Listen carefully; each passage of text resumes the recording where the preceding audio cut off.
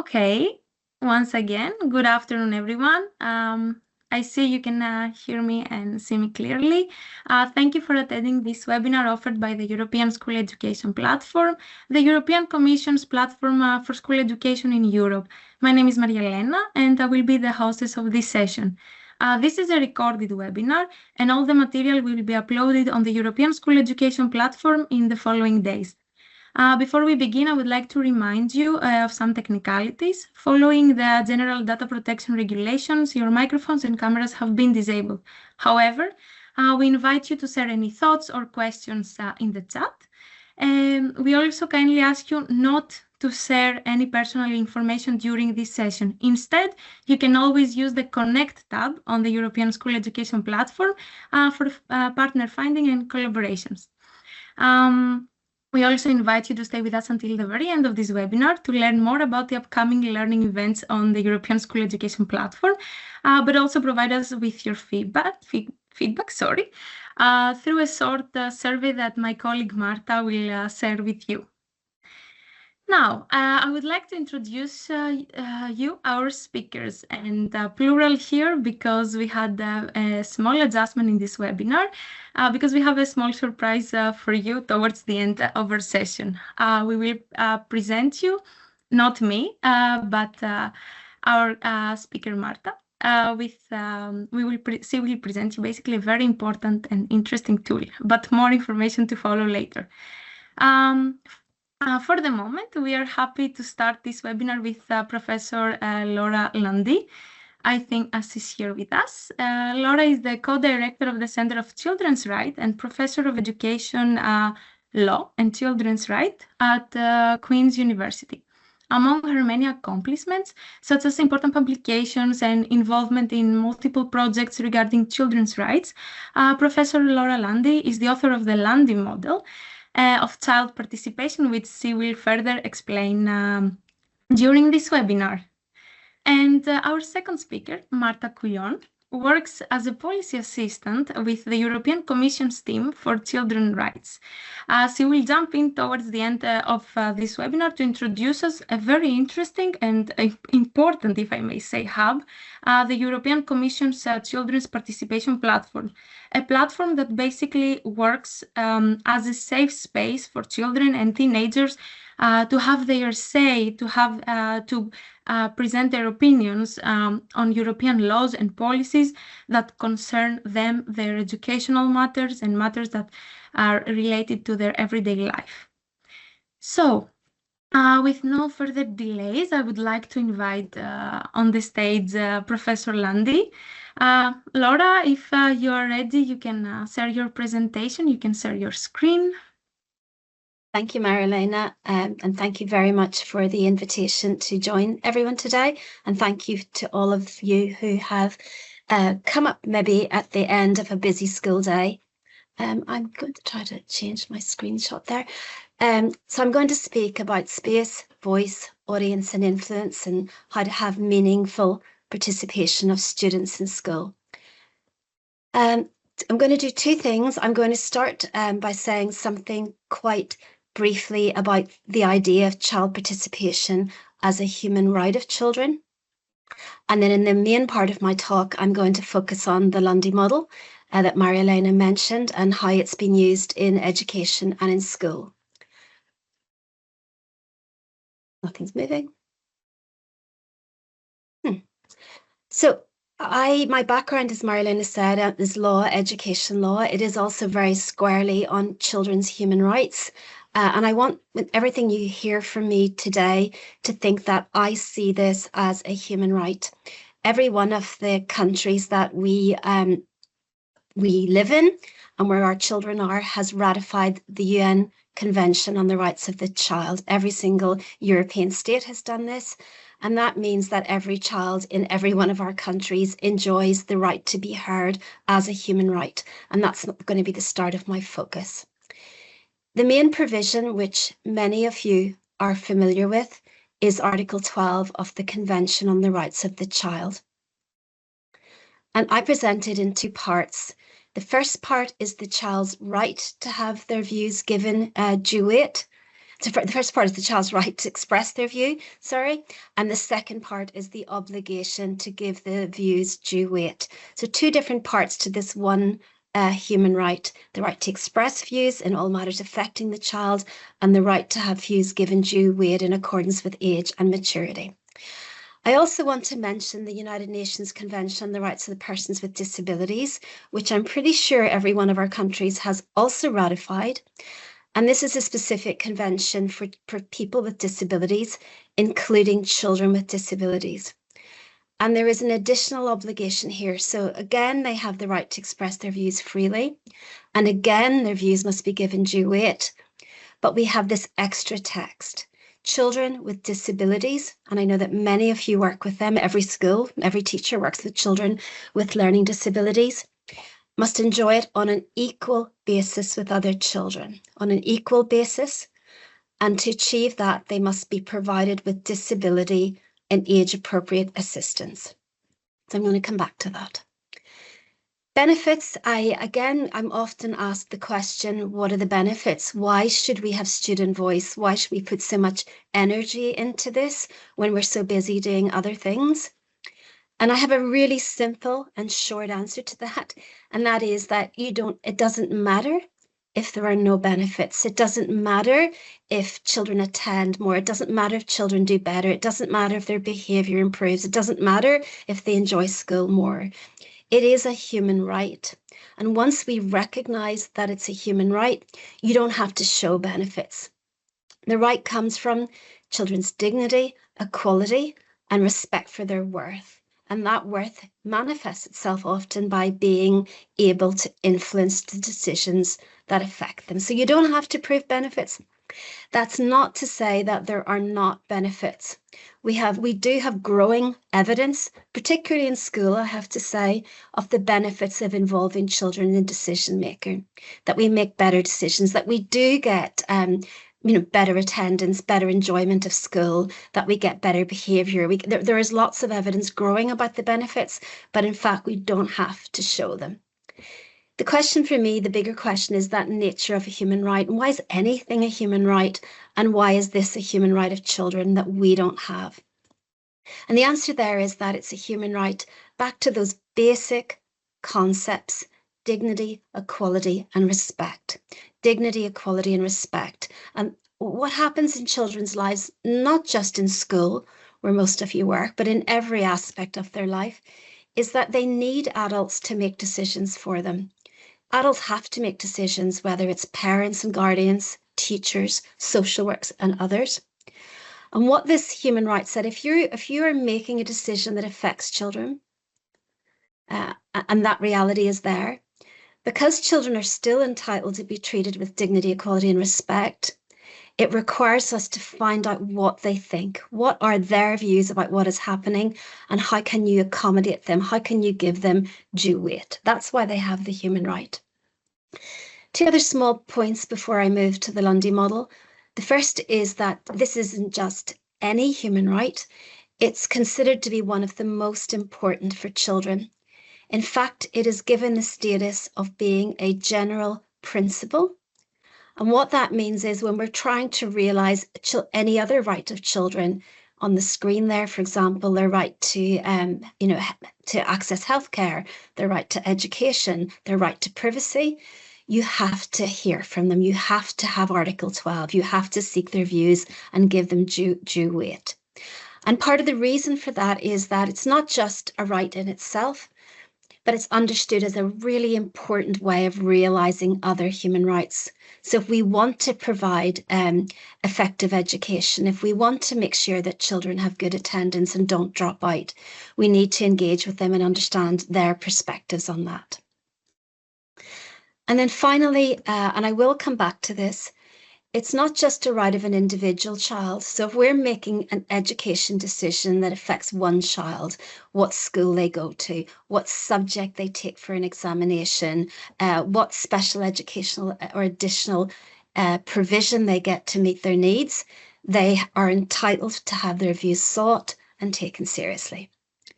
but it's also a right of groups of children, and that's where a lot of my own work has been. So that means when we are in a school, for example, and we're creating a policy, like a discipline policy, child protection policy, so we're making a decision on budget, we're making a decision that affects all the children in the school or some, they also have a right to have their views sought and taken seriously. And it doesn't just have to be in school. It could be in your government making laws or national policy. It applies across all of this. So which decisions? The law says that it is in all matters affecting them, which is really, really broad. And I think we often don't ask children what the decisions are. And I'm currently in a project. It's going to be for UNICEF in Icenti on a paper which is looking at another right of the convention, which is Article 5, which is adults' right to advise and guide. And we're just about to get involved in a global consultation with children about what the decisions are that affect them. And we have been working, because we're Article 12 compliant, with a group of children and young people from an NGO. You look them up; they're excellent. The Child and Youth Child and Youth Friendly Governance Project, Child and Youth Friendly Governance Project. And with them, we have designed this wheel. And you might find something like this useful, finding out from children what they decide, what they help decide, and what they don't decide. The important thing being, one of the aspects is school. And the important thing there is that looking to see where do they want more influence, maybe where would they like less influence. So the answer to the question of which decisions affect children is always to ask them, which decisions do they think they want to have a say, and where do they want more say? Okay, so I'm going to go to the main part of the talk now, and that is my approach to the Lundy model. And that's really to say, it started 20 years ago in a study for our children's commissioner, when it became clear to me that I knew the law, Article 12, and what it required. I was talking to adults, including many teachers, and they didn't know necessarily Article 12, but they were really clear about the importance of what they call student voice or pupil voice. And they were saying, yes, we do that. We seek children's views. They're important to us. But what children were saying across Northern Ireland, where I live, and the study was that in fact, their views were not sought. Their views were not taken seriously when they offered them. And sometimes when they offered their views, when I'd been asked, it got them in trouble. So it did not add up, this idea of voice and the voice of the child, particularly student voice. And I started to question, how can we better understand what this human right requires? And I suggested that essentially these terms like student voice can be a problem. These abbreviations are imperfect summaries that can potentially undermine implementation. That is what has now become the Lundy model, because I suggested that we need more than voice. If we want to have meaningful, safe, inclusive child participation, student voice, we need space, we need voice, we need audience, and we need influence. And this is one of the most used versions. It was the Irish government that called this the Lundy model. They have adopted it in their national strategy on child and youth participation. And they now, as of 2021, have a national framework on children and young people's participation that is based on the model. And I'm going to be showing you some of the things that have happened in education in Ireland, and also some of the very useful tools that they use. But before that, I'm going to say something about each of the 4 elements of the Lundy model, starting with space. And so with space, the first thing is that you have to actively create it. I mean, obviously, if children come and tell you something in school, you have to give their views due weight. You know, it's not, if they come to you actively, if they come to you themselves, you give their views due weight. But you also have to actively create the opportunities for children to speak, to seek their views, whether that's through student councils, through whole school surveys, within your classroom. It has to be actively created. Secondly, it has to be a safe space. And that means often children, particularly in school environments, may not be comfortable. Sometimes that can be, in terms of the staff or the teachers, but often it can be they're uncomfortable in front of their classmates. So we have to create sometimes confidential ways of responding and sometimes not. It depends. And thirdly, it is a right of all children. It's a right that must be enjoyed without discrimination. And that means it must be inclusive. We've already mentioned the Convention on the Rights of Persons with Disabilities. So how can you include all children? I mean, I know teachers are busy everywhere in Europe, and I know there's so much pressure on time. And so we have to create, I think, ways of doing this that are quick and safe and yet effective and, for children. And I want to give you this one example, and it was given to me by a school principal, a head teacher, who became a doctoral student of mine. And she told me that one of the things that she did when she became the new head teacher of this school is that she went into this school, a secondary school, with a lot of social disadvantage. And she gave the children Post-its. And she said to them, two Post-its, two colors. She said to them, on one Post-it, put down everything you really like about this school and stick that Post-it in one wall. And then she said, write on the next Post-it something that you would change about the school and put it on the other wall. So the children did this, maybe 20 minutes, packet of Post-its, and then everyone left. And she spent the afternoon reading the walls to understand what was working for the children, what was not working for the children. And in fact, one of the things that she chose to change after this wasn't something that most children said was a problem. It's what a number of children expressed as a really big problem for them. And in that case, it was about school setting by ability. They had a lot of ability setting, and it was causing some children a huge amount of distress. And then she then created a group of those children to talk to them about the setting and how to improve that. And eventually she got rid of setting. The other one for, I think, being inclusive, I want to draw your attention to another European initiative. Some of you will know it. It's the European Agency for Special Needs and Inclusive Education. They have produced some really useful guidance based on the Lundy model. It's called Voices into Action, and they have a framework to be used for inclusive education, and you can find case studies there as well. Under voice, it has to be voluntary. This isn't like class where you ask a child a question and they're supposed to answer. It's a right, not a duty. When you're talking about their views and experiences, they don't have to answer. It must be voluntary. But we do want to encourage them. And the two ways we encourage best are that we give choice in the mode of expression, because not all children want to speak the same way. You, teachers, are really good at this, and you will know that some children are really comfortable, for example, speaking out in class, and some children would hate that. You need to give choice, and then we also need to be sure that they understand the issues, that they're supported to form and express views. And again, I think when I'm talking to educationalists and teachers, this is something where you are the professionals. This is what you're really good at doing.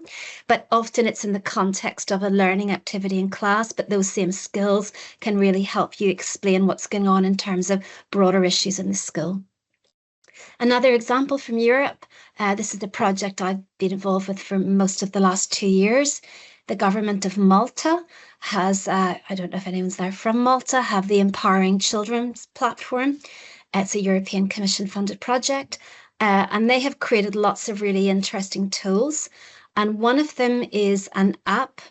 And why I'm showing you the app here is I think it's a very nice example where children can express themselves the way they like to express themselves. So, for example, they can leave an audio recording. If you have teenage children, you'll know that now they often don't type at all. They leave you a voice recording. If they can upload a video, they can send an attachment, drawing or picture, or they can type. So it's really the idea of having different ways of speaking. And then I said to you about them understanding the issues. We're really clear that this human right is dependent on another human right, and that is the right to information. Children have a right to seek, receive, and impart information in a medium of choice. So it's really important they understand it. And again, I'm drawing your attention to some tools. We'll be giving you some links to these tools in the PowerPoint when it's shared after the presentation. For the European Commission, actually, Marta, who you're going to hear from, was very involved in this. I've written a guide on creating child-friendly versions of written documents. But interestingly, what we found was that that's often not done in school. So we worked with a school to create and work on this guide, a school in Ireland. And eventually the principal head teacher of that school said, you know, we don't do this with our own policies. And she created then a project where children are not only consulted on the policies, what's in them, but children work to write policies that children understand. So this other part of the screenshot is the child-friendly version of the bullying policy in the school. And it's really interesting when working with the children. Who do we need to know about the bullying policy? We need children who may be carrying out bullying behaviour. We need children who may be experiencing bullying. No children in the school looked at the bullying policy. No one, no matter what was said, the bullying policy wasn't read. So this policy was then translated to explain what is verbal bullying, you know, and it's different from what the adult version said, you know, because of the language that children use. Okay, I'm struggling to go. That's space and voice. And the way I look at it now is that space, you create a safe, inclusive space, and that gives you the conditions for voice. And then if you want to have the conditions for influence, you have to create audience. You have to create the right audience. And that's not just an attentive audience, one that's listening. It's an audience that is the right audience.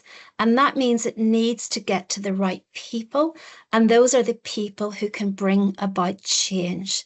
So children might tell you something in one context, but actually that might not be a decision that you're taking, and that you need to get their views. Perhaps, for example, they bring up issues related to school canteen and food. You know, catering is always important to children. That needs to get to the people who make the decisions on the budget on the canteen, or it needs to get to the catering staff. It needs to get to the right people. And sometimes that requires formal channels of communication. And I think of that in particular about student councils. Many schools have student councils, but often it's not clear where what the children say in the student council, where the student council goes to, how it's responded to, what happens, and how they're told. Again, another nice example from Ireland. This is the Irish Secondary Students' Union, who are really, I'd say, sophisticated, organised students' union for secondary school students. And they've produced really nice guidance on student council. And they kind of give schools level. Maybe you can use this to look at your own work. Level 0 is pretty bad. And then getting schools to keep working up, making sure that, so for example, you can see in terms of school governance or school management, at level 3, it's did the student council ever get invited to speak? At level 4, you know, do amendments go to policies? And at level 5, are they constantly meeting with the Board of Management? Are they on the Board of Management? So again, I think it's another nice tool to think about how we can improve the audience element of school councils. And then the final element is influence, not final because most important. Stress with you that, of course, you cannot do everything that your students want. It's not possible usually. It's really important to be realistic, not to dampen their expectations, but to be realistic, to say to them, you know, what's possible and what's not, partly so they can come back to you perhaps and say, well, you say that's not realistic because we don't have money, but why are we spending money here when it would be better spent there, to open the conversation. But crucially also that it is transparent and that there is feedback and follow-up.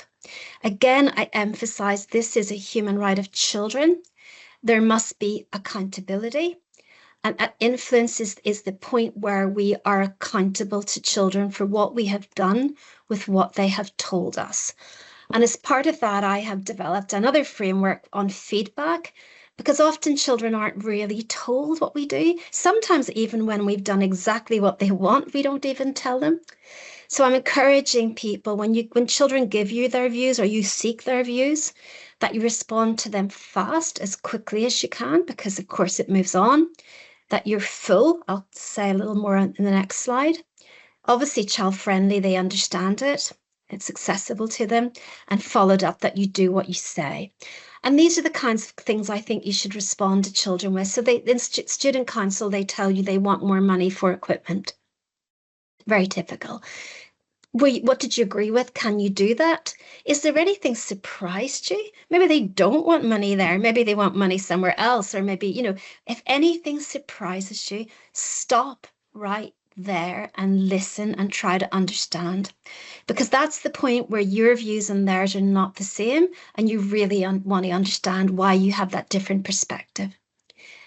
Likewise, if you can't do it, if it's not possible, if you think it's wrong, if you think it's dangerous, stop again and explain. Accountability. It's really important that you explain the reasons for your decisions, especially when you can't. And then obviously, if you can do what they want, don't forget to tell them, because that's great for everybody. It encourages everybody to keep the process going. And of course, tell them when it will happen. Another really nice example of all of that happening comes from Ireland. It's a school called St. Aidan's in Dublin. And this is what we'd call a student-led initiative. And what happened here was the students in St. Aidan's secondary school said that they came up with, in their student voice council, an idea that they would like to go around and sit in classrooms and talk to teachers about their teaching. It runs on a completely voluntary basis. So teachers have to say they want the students to come in. The students come in, they have a conversation with the teachers afterwards. They focus on good practice. So it's a very safe environment for students, a very safe environment for the teachers who invite them in, and they have conversations about learning. And you can see their motto is, "Where learners are teachers and teachers are learners." It's a wonderful program, and I've just been told by their principal it's now being rolled out across Ireland. So much interest in this. Really lovely program. And then what happens in Influence, at the end of the year, the students present to the entire teaching body and they talk about what's really working well. They share what they've learned, what they think is good practice to encourage it across the school. Another one comes at the policy level. Ireland's Ministry for Education, its Department of Education. Now remember, this is no accident. They have a national strategy, every government department. They have a national framework. But in the past year, the Department of Education has created a student participation unit. I led an expert group which created recommendations. We, of course, with children and young people, we created recommendations on how the department could do better student participation in its own work. But the reason I'm showing it to you as an example here is on the day that we launched our report with these 5 recommendations, you can see number 3, for example, is about communication. Is the department absolutely went for the feedback element, and it published 50 actions, all based on the recommendations and what students had told us in our national consultation about what they would do. And of course, they produced a child-friendly version of that was published that day. Okay, so that's the Lundy model. I wanted it to be that legally sound, user-friendly. I want to be sure that you all are, if you're in school, are under an obligation under Article 12, but I wanted to make something that was doable. And I think we know these concepts of space, voice, audience, and influence appeal to a lot of people. They're able to see how that might work. It helps them reflect on their current practice. But there are a lot of tools that the Irish government has created to help. So again, they have a national centre for child and youth participation called the Hub na Nóg, the Hub of the Young. And you can download evaluation checklists based on the model that were written with many adults, including teachers. They also have an everyday spaces checklist, and that was especially written initially for schools. So if you're meeting with children in a classroom or in a sports club or in a youth group, it has the Lundy model distilled into these questions to reflect on practice. And then the final tool that you might find useful, this was created with children and young people. There are tools for individual children, groups of children, and groups online. And these are statements you can find out if children and young people think they were heard, that were they given space, were they given voice, audience, and influence, and you can see their statements, and you can see they wanted to use a star rating. And then I actually saw Paul Browning pop up. So Paul, I'm using you as an example. This is a really lovely example. There is a network, it's really a global network now, but it began in the UK and it's called the Lundy Model Network. And one of the steering committee members of that is with us today, Paul Browning, who works for the Thrive Cooperative Learning Trust. And maybe he can say something in the chat. And I went in again yesterday and looked at this, and they're doing really, really incredible work led by Paul. And what these two examples is, one is that they have these pop-up parliaments where children and young people can talk about issues that are important to them. And then they've also created these voice dashboards that Paul has developed this way of measuring the extent to which that young people in their schools, there are lots of schools in the Thrive Cooperative Learning Trust, the extent to which they're getting better and improving and ensuring that their children and young people have space, voice, audience, and influence. So finally, this is my last statement, two things. There's no right way to do this. That's why I use a kaleidoscope.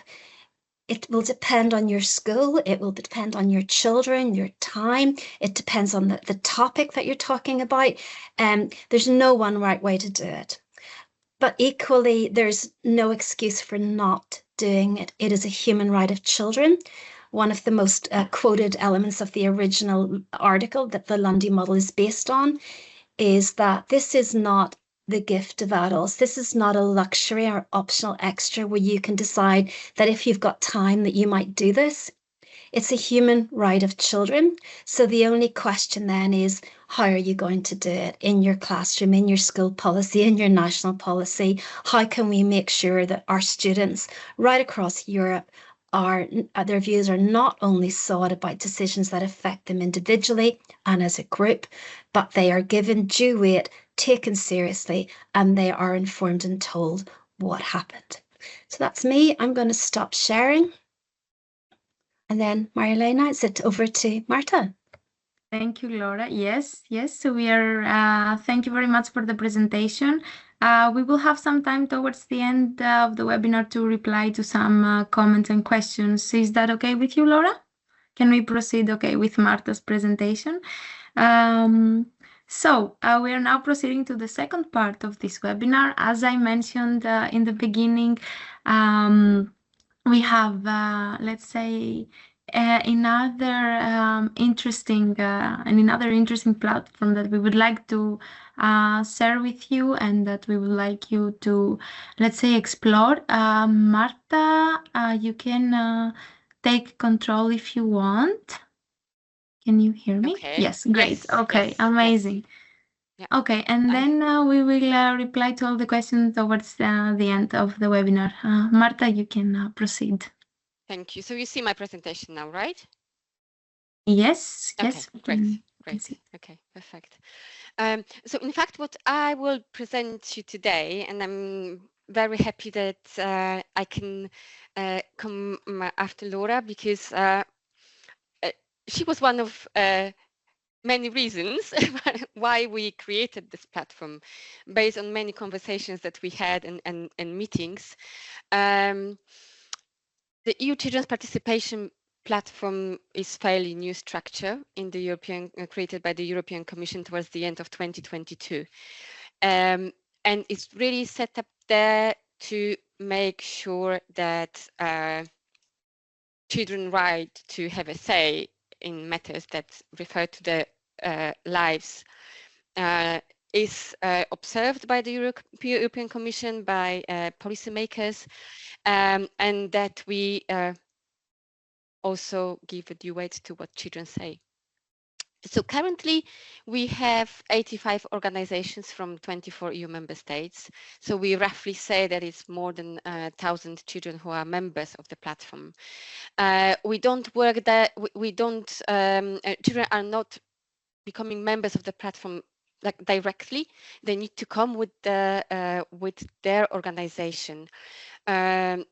And by organization, I mean really different settings. We have schools, we have students' councils, we have advisory boards to civil society organizations, children's parliaments working with municipalities, really broad range. But we have also schools, including a school that Laura mentioned that was working with us on guidelines for the on how to write child-friendly documents. What we do under our current contract to make sure that children are involved in decision making, we run consultations in person and online. We organize meetings and webinars, and we work with children on making documents and online content in child-friendly language and format, so that information that they get is proper one, is the one that they can interact with. In this slide, I wanted to show you what our consultation cycle look like, and I made an attempt to link it with the model. So under control of Laura, of course. The squares that you see in orange, they show at what point children are directly involved in what we do. So I should maybe even say that before we launch consultation with children on a given topic, we co-design the consultation with children. So we check questions with them, right? We check how we're gonna run it. The consultation we do through online surveys that are available for all children and that are shared online. And then we have focus groups and interviews that are restricted to our members. Then we analyze and report. And report we share with children, and also we share with audience, so with policymakers. We make sure that it goes to those people who can then, as you see here on the slide with an arrow, then include the results of consultation, the voices of children, in policy initiative, or be it a funding, for example, program funding. And at the very end of the whole process, we tell children what happened with their views, and we have a feedback session with them to discuss the outcomes. As I already mentioned, we co-create a lot of our activities with children. Not all yet, but quite many. We have 3 groups of co-creation with children. We have advisory board that is composed half of adults and children panel that is purely children, and communication team that is also composed of children and advisors on our activities. So here I wanted to make a short break in my talking to show you a video from our last event that happened in June last year, where we can hear from children and adults about the platform and about our framework. Marielena, could you play it for me? Thank you. Yes, can you see my screen, just to confirm? Yes. Okay, great.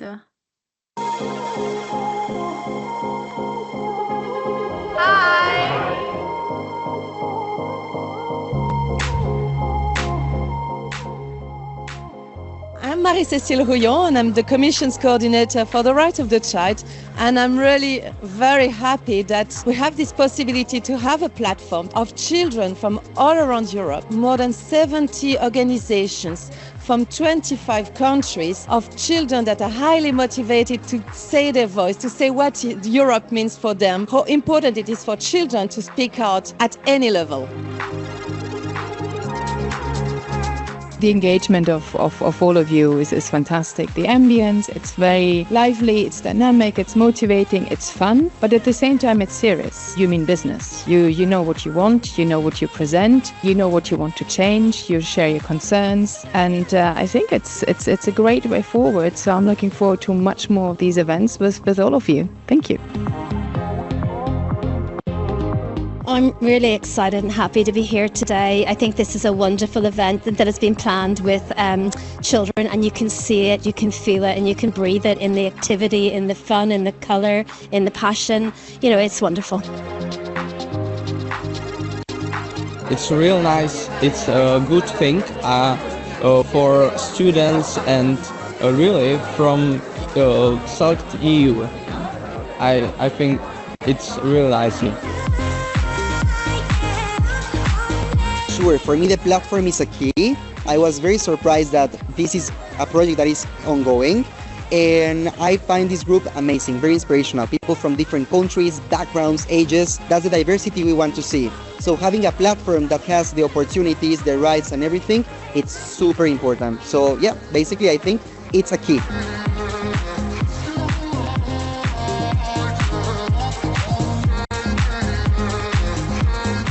Thank you for all. I hope to meet with you in the next time. Bye bye.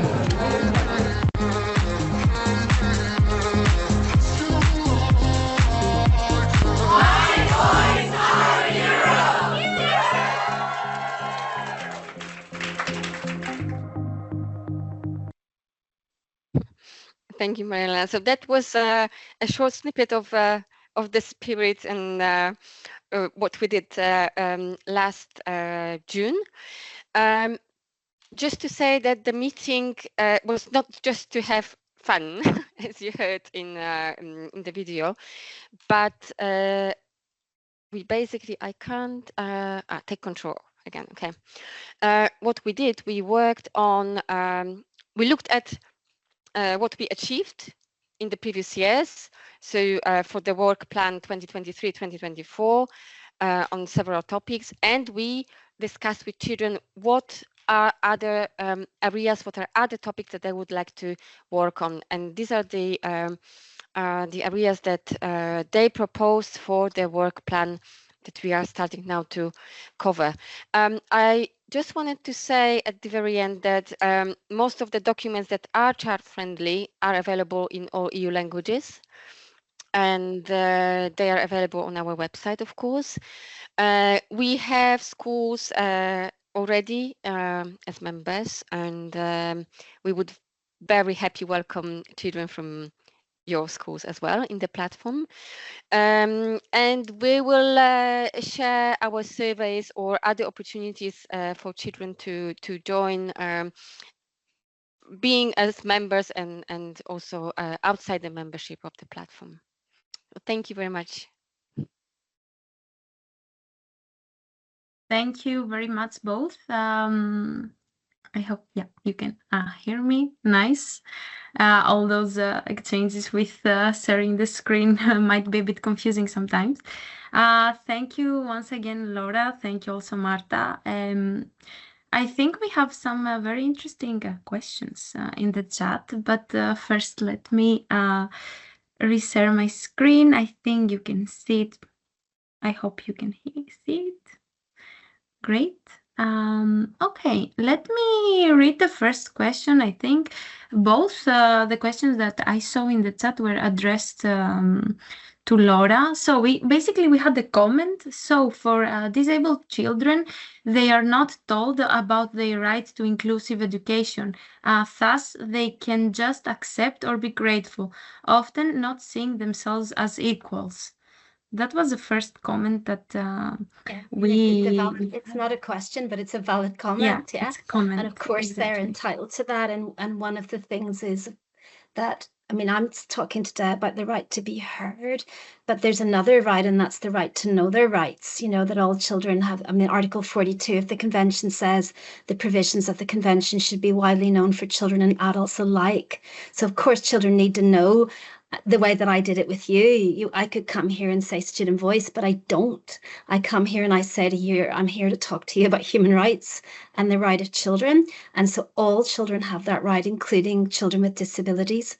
We've done quite a lot of work with children with disabilities in my centre. And of course, there's no such one thing. The diversity of disability is incredible. But often those children don't get included, and I think there's all sorts of reasons. It's a whole other talk. I'm actually doing a talk on it on Friday in Dublin. It's a whole other talk, but just to say one thing, every child is communicating. Every child is communicating, and hopefully there is someone who knows what that child is saying and what they want and their needs, and can support their communication and can support their influence on decisions. So the only issue then is if every child's communicating and if every child is entitled to be heard, who's listening and what are they doing to make sure that we take into account their views. There are wonderful people all over the world who have developed particular tools for different types of disability, if children are nonverbal or, all sorts of things. And they're out there. Again, we could give you some lovely examples. The one I normally have in is from Scotland. It's called Talking Mats, and it's for children who would have speech and language issues. And they have a lovely program there, and they've done incredible work based around the Lundy Model. Thank you for the reply, Laura, but I think you, in a way, you have also replied to our next question. Basically, it's an extent to the comment I read. So I think it's a very, it's a very big discussion, to be honest. And I don't know if we have the time now to do it, but I can maybe read you the question and we can see. Sure. How can the voice of children who are severely learning disabled, these children are generally segregated in separate schools, classes, and ability grouping, and often these children aren't included or visible in these initiatives? Well, they should be, and I think there are some lovely examples of it happening, so I think there's no excuse not to. I think sometimes it was felt, well, they're not communicating and it's okay just to talk to teachers, okay just to talk to their parents or caregivers. But I think now we know it's not. And we know, as I said before, that they are communicating and there are ways of engaging. And there are beautiful examples of schools doing this well. I can speak a little from the UK perspective. Sometimes there's a different issue about inclusive education, but I think sometimes that's another human rights issue, of course, but I've just seen some wonderful teachers with wonderful practice with our children with the most profound disabilities who are not communicating verbally, but they are expressing themselves. And it comes to another thing that's not the same. But we often don't listen to children who don't express themselves orally, verbally. If you can't speak, you don't get heard. And that's children with disabilities. It can be babies and toddlers. And again, there's lots of wonderful work now engaging with newborns, with babies, with toddlers, and then also children who don't speak the language of the country in which they arrive, that we don't do enough to make sure that they have interpretation or that they understand or, that they can fully engage with what's happening. So that is one of the areas where there has always been challenges, but again, there are no excuses. It has to be done and it can be done. And when there are lots of nice examples of it being done. That's very encouraging to hear, to be honest, because indeed it's a very big concern. What happens with children that have some, let's say, learning.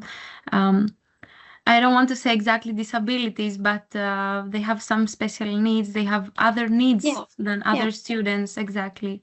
And Marilena, this is every classroom. Even if the children are in inclusive classrooms, there's no classroom where there aren't children with learning difficulties, and there are no classrooms where there aren't children who would struggle to express themselves in certain ways. So again, I often want to give, I left a law school to work with teachers, and a lot of my students, I'm running a module at the minute on a master's in education on children's rights. And my teachers are generally doing a master's in special education. And they're wonderful, and they're so skilled and they're so attentive to rights, and I'm learning from them all of these ways in which they can do this. Yeah. Yeah, that's amazing to hear because I also believe that every child is like a unique one, unique character, unique way of learning. But I would like to connect this discussion with another very interesting comment that I read. Um, Despite all the progress in Europe, there is still some homophobia and transphobia. Gender diverse children face not only face discrimination in a lot of places, but also experience internalized homophobia and transphobia. I'm wondering if any of these participation platforms include these children as well, and or are equipped with a mechanism and adults that ensure inclusion of all children regardless of their differences. Actually, this question includes all minorities, whereby I mean disabled children, Roma children, children from different religions, as well as gender diverse children. Is that for you, Marta? Is it about? I can answer briefly. I think maybe it's for both. Claire, we can. Yeah, it's for the platform, Marta, I think. But I can also have an answer Okay. after you. So for the platform, we really encourage children from various backgrounds.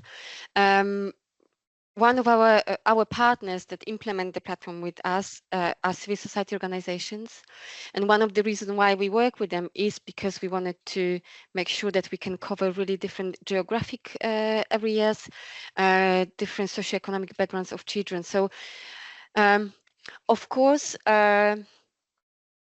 we are aware that, for example, the language and multilingualism, it's still something that we need to work on with the platform, because interpretation, especially in physical meetings, is a challenge. But that's why, at least for our documents, we translate them, and for the website, we provide machine translation in all EU languages, and also the consultations when they are run, they are available in all EU languages. And yes, we try to make sure that we have as diverse group of children as possible. Yeah, I would agree that it is a challenge. I think particularly, I think the question is, I'm just reading it now, is about international platforms. And I've been involved not just obviously with the European Commission, but also with the UN and various international platforms. And I absolutely agree, it's a challenge always to ensure diversity. If you have a specific interest in the participation of children who are in the LGBTQ community, I would encourage you to go and look at the Hub na Nóg website. Again, the Irish government is really pushing in all areas. One of the first consultations that the Hub undertook with children and young people was for a new strategy for LGBTQ youth that was created with LGBTQ youth. So it talks about inclusion in participation, not on international and on the national level, but I agree that there can be particular issues in certain countries, in particular about young people coming out and being open about their sexuality. And so it is very clearly a challenge. Yeah. Thank you once again, both, for your very useful and interesting insights. I think we have a bit more time for a couple of more questions, if you're fine with that. So a more like technical question. We have a participant here asking if there is any face-to-face training for educators that can participate to learn more about Lundy's model and the strategies they can use. So I would encourage you, if that I obviously can't do very many of these. I have a day job. I'm a professor, but there are lots of people now who have a lot of expertise on child and youth participation who use the model or have other options. I would encourage you. I think Paul Browning put it in the chat. If you're on LinkedIn, there is a group called the Lundy Model Network, and there are lots of schools and educators in that. And we are using that to encourage case studies. We also post whenever people are offering training on the Lundy model. So I didn't post this actually, but on that network. But again, there are people who follow, and you can see, if you follow me, you can see people who are doing training. I've only just given you the framework. It's really important that teachers themselves work with other teachers on this, because you understand classrooms, you understand what it's like in a way that I could never do that. And so it's things like, I think the Spotlight program, the principal of that school does some training every now and again on the Spotlight program. It's really fabulous. So I think if you follow on LinkedIn, then I think it's up to the European Skills Education Platform to see, of course, as well. Yeah. I don't know, Marta, have you anything about training? Well, I did one with participation people, which was really good. But we at the commission level, we offer training for the commission staff on child participation, but not really for external. I know that DG Communication runs Children's Panel, where they provide different opportunities also for teachers. We presented them the platform as well last year. And if I'm not mistaken, I will paste it now on the chat. There are also some information about the Lundy model on the children's participation platform as well, where you can find more information. Yeah, we have shared some links with you that will also be available once the recording and the presentation are uploaded on the European School Education platform, where you will be able to find all the links to the projects, everything that Laura mentioned during the session. Yeah, you will be able to explore all the available material there as well. And so yeah, please feel free to maybe scroll through the chat, but you can also... Can I also say, because one of the reasons I like to do these is I'm sure there are people sitting here who have wonderful practice, you know, who are doing really nice things.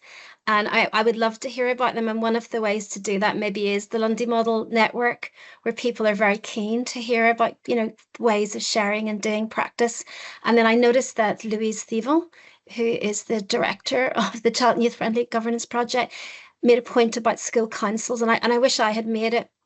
You know, often we think school council is enough, and it's just a tiny bit of it. You know, there are so many interesting ways that you can engage children in school. You can change the nature of the school council, but I think it's having that culture that you think it's important enough, that you want a democratic school, that you want this level of engagement, and, you know, working with your young people to find out what are the ways that they will actually engage with you. That would be my...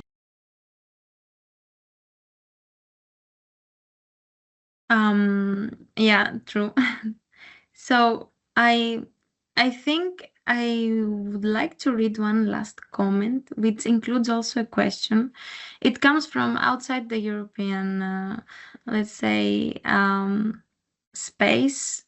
It comes from Singapore, basically. And it would be also nice, I think, to explore what happens outside Europe, because you know, comparative education, comparing curricula, comparing systems. It's also a very interesting field that allows us to learn more about each other and see how other countries work, basically, on the field of education. We have a comment here. In Singapore, corporal punishment is still carried out legally in schools on boys. It is stated on school handbooks. There are no child protection policies in schools in SG. The language is geared towards behavior modification for children. How did you get schools to start using the Lundy model? Were there misgivings? Yeah, there's a lot in that. Where it's very distinctive, you know, cultures. Sorry, Laura, we can't hear you very clearly. Don't know. You can't hear me? No? Now it works. Yes. Okay. In Singapore, of course, it's a very particular context, and but it's typical in the region. I have worked a lot in Taiwan, and again, Taiwan would have a sort of similar reactions in some parts of, you know, schooling in particular. So there's no one answer, but what you do need often is bottom up, that you have a movement of teachers in schools who, you know, individual teachers within schools who join a community, who encourage more bottom up.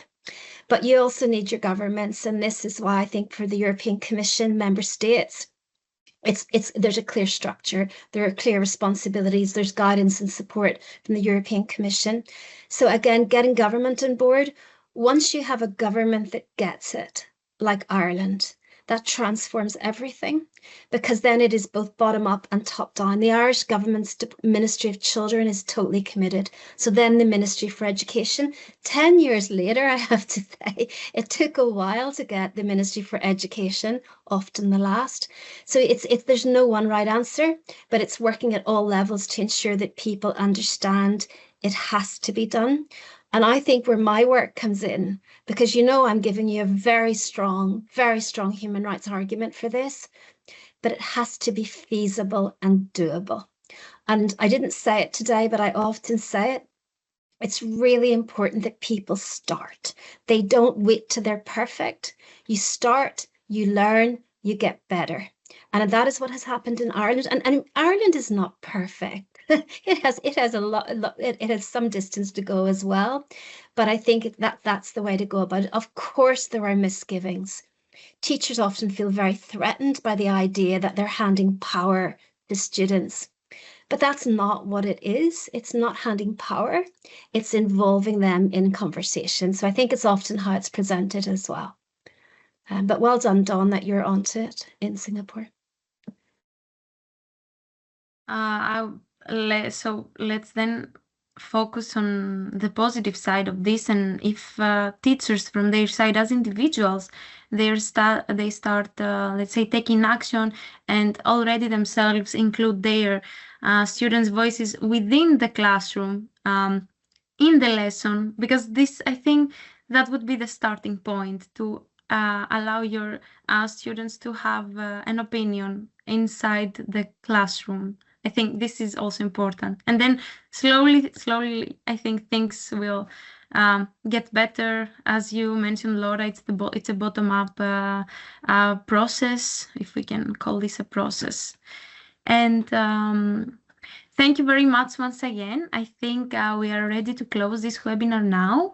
Before we close our session, I would like to remind you of some upcoming events, learning events on the European School Education platform. Please take a moment to navigate through the platform, see what we have there for all the teachers. We have some upcoming webinars and some online courses. You can already click on the links on your screens and register, enroll, and we hope to see you soon in the future. Thank you once again, Marta and Laura, for this very interesting presentation. And well, I would like to close with a very positive message. Let's hope that students' voices and children's voices overall will be more involved in the future in decision making. Thank you all very much. Have a nice evening and hope to see you soon. Bye.